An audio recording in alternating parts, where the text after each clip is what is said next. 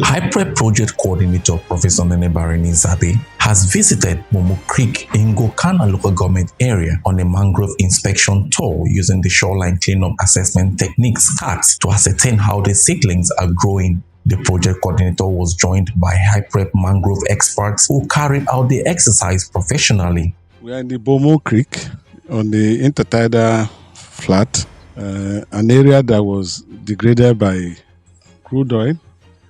In the course of our pre-SCAT, SCAT means shoreline cleanup assessment technique, we are able to identify these areas as areas that we do not need to take any action in terms of cleanup, because natural processes that scientists will refer to as natural attenuation had reduced the level of oiling, to levels that can support mangrove growth. And one of the indicators we use in detecting areas like this or delineating areas like this is the presence of mangroves that are grown on their own. They have become established on their own. We call them volunteers because they volunteer to grow in areas like this. Once you see some volunteers and you back it up with chemical analysis, then you don't need to clean such an area. What you have to do is to plant mangroves, because the mangroves will survive to lead to what we call phytoremediation. They will spread their roots. As they are spreading their root, they are helping in degrading the oil. They will also produce a lot of oxygen, because primary biology tells us that one of the byproducts of photosynthesis is oxygen.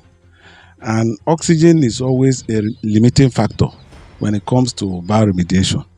So when a lot of oxygen is synthesized and supplied, then the microbes, particularly bacteria, aerobic bacteria that feed on hydrocarbon, will be enhanced to reproduce fast and degrade the residual oil fast.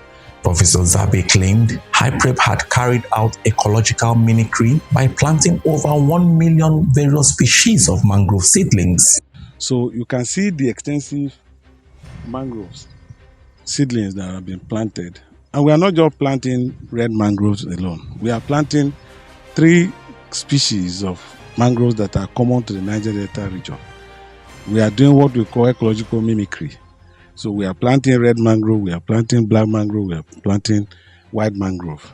And we are planting them following their relative proportion in the wild.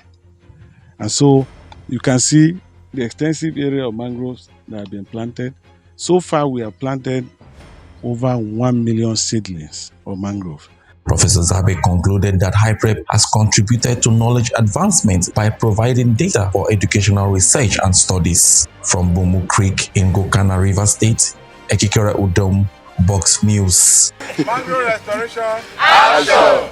Mangrove restoration, action!